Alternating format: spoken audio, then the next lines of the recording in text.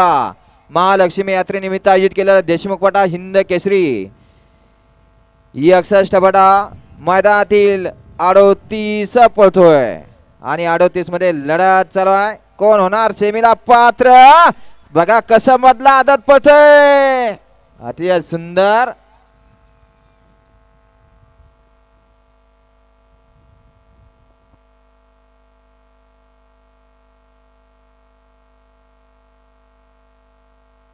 द्या निकाल द्या 38चा. चला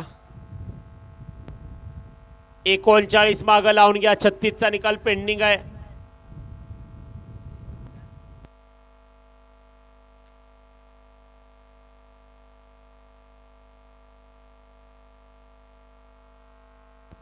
पंचावन्नचे बैलगाडी मालक गाड्या झुपायला घ्या. 55 वाले